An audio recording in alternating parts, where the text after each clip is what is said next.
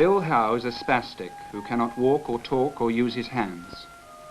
In 1941, when he was 17, he was confined to a mental institution in the north of England. There he was classified as a spastic imbecile, concentration nil, communication nil. After struggling for years to make people realize his intelligence, and after years of trying to communicate that intelligence, he set himself to writing a short book about his life and thoughts, which took him 11 years of sustained effort. I was born on August the 13th, 1924, in Liverpool. When I was 2, my parents realized I wasn't like other children, and the doctors told Mum that it was probably due to a difficult confinement that I had been born a spastic. After I spent 2 years in hospital, they advised her to take me home and look after me for as long as she could. I don't remember much about my father. He died when I was 4, but I do remember our house. I used to watch from the window, and it was wonderful to see the horses and carts, the people and the children playing outside.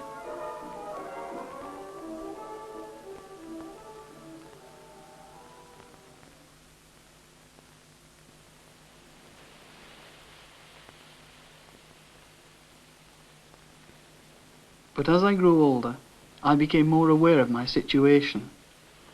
Mum took me out once when I was 8, and everything was fine until we passed 2 little girls.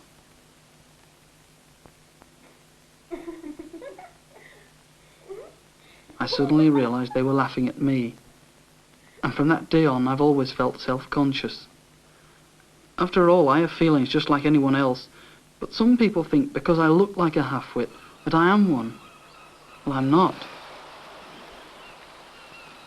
Mum realised as I grew older that I was becoming more conscious of what was wrong with me, especially through other people's reactions to me. But she never spoilt me, and I was never hidden away. Sometimes she used to take me and my sister out for day trips to Blackpool, and quite often when I'm listening to my favourite composers, I think of those times by the sea.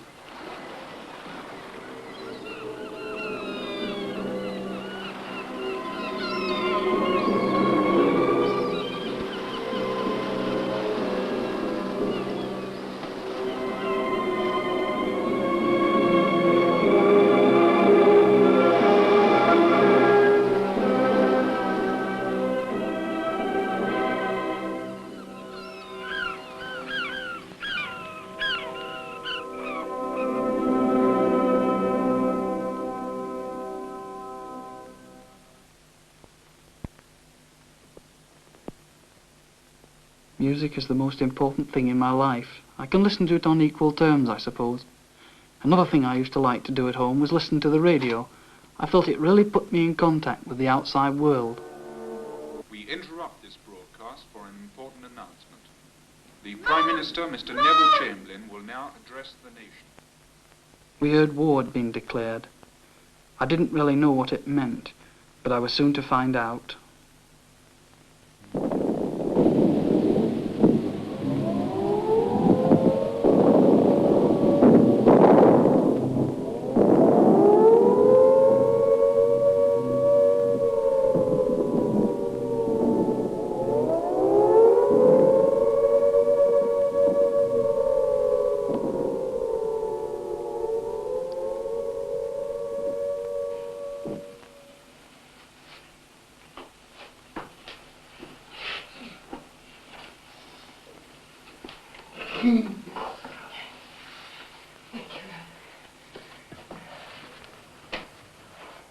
Now, Bill, listen to me. Mummy has to talk to you. I'm getting far too old to look after you properly. And I can't manage as well as I would like to. I think it would be better for you to go somewhere where there are others like you. They have proper chairs for boys like you. And the nurses can look after you better than I can. It isn't that I want... I realised she was speaking the truth, and I took it in good heart. The day they came for me was Christmas Eve, 1941. I think it's them, Bill. They're here.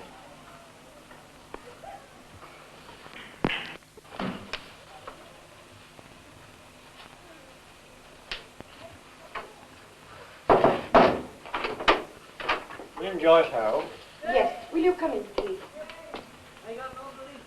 Can he walk? No. Bill, the nurses will look after you. Just do what they tell you, and everything will be all right. Come on, lad. Right. We're going for a ride.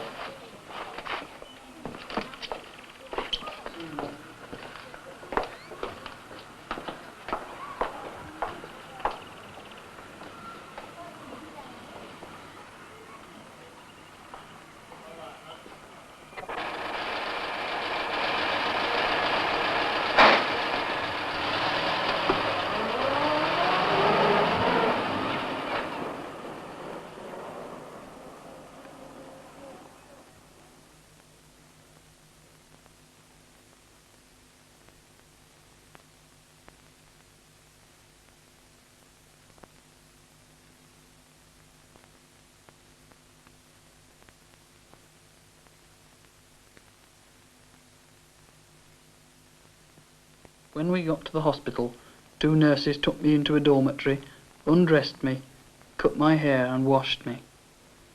Then I was put to bed, but I couldn't sleep. I was thinking about my dear mum and home. In the end, I just put my head under the sheets and cried.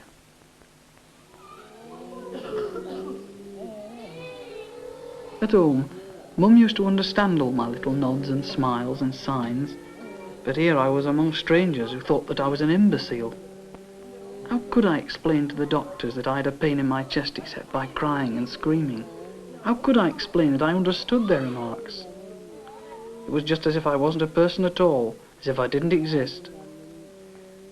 I felt so lonely that my health started to get worse. I caught pneumonia, and then I got TB. Soon I started to cough up blood. I felt so desperate that if I'd been able to, I would have walked out and thrown myself in the river. But there was only one way out, and that was to fight my illness. I was determined to win through.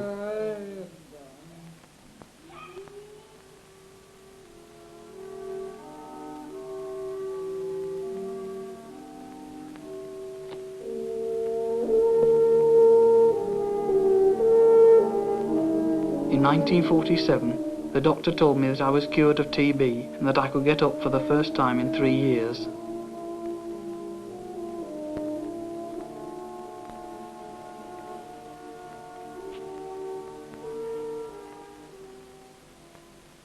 Soon I was moved to a new ward called Ivywood. I'd always wanted to live there, and this put new life into me.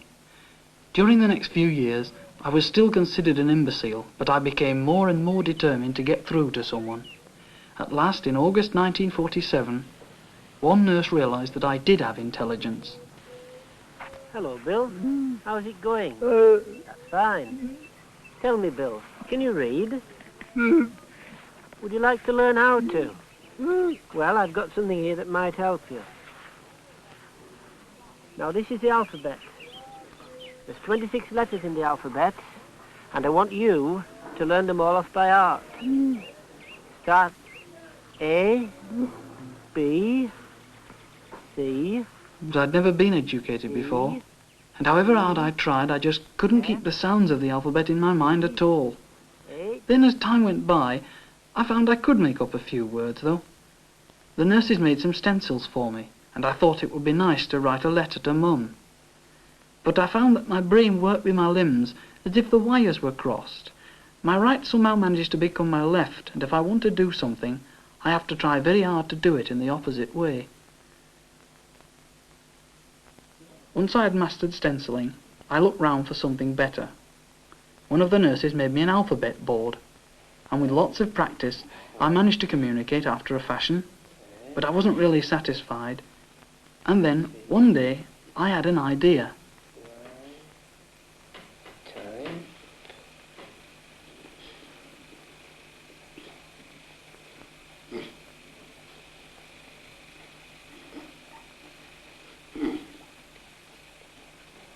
Right, typewriter, Bill. It was no good for my digestion, lying on the floor, shaking for 10 minutes before I even hit the keyboard, and how I desperately needed that education I didn't have. Then one day, the nurse suggested that I write my life story. Of course, I just laughed because I thought you needed brains to write a book.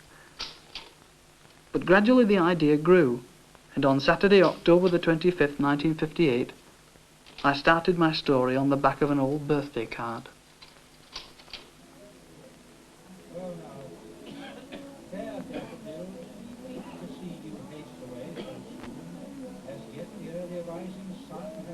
My wish for an education came true in 1959 when I went to the hospital school for the first time. I was taught to read and correct my book and learned about other things in the world. I was introduced to poetry which I'd never heard before. School was one afternoon a week, and then we used to go to the social club where we listened to music and had a meal.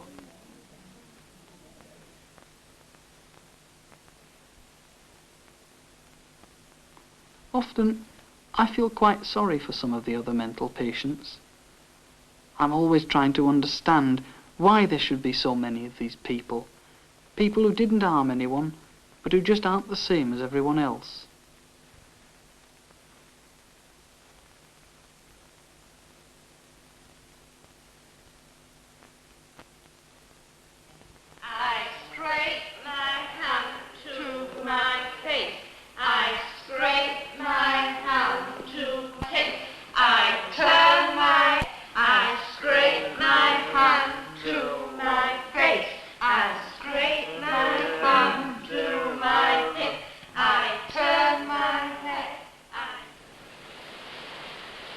During my 29 years here, I've had plenty of time to think about God and religion. I may not have got much out of it, but I do know it's better to tell the truth than to lie, and I know it's better to be free and to know things rather than to be ignorant. I suppose I'm still a non-believer, though.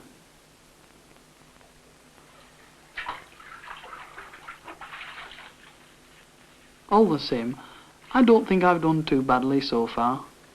I've had my ups and downs, but I think that my mind seems to improve as time goes on. And what with this physiotherapy I've just started, why, I feel quite young again.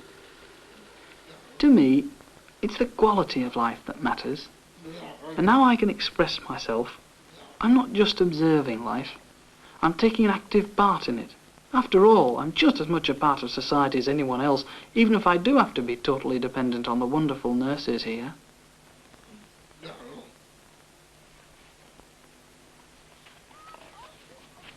I really wrote my little story to show a few other people in my state that if they only have the opportunity, they can achieve all manner of things. Let's face it, to be a spastic is awful. But if we have the willpower, if we can express our opinions, if we can only be given all the help and education early in life, then we can stop thinking that we're a useless burden on society and start taking our part in it.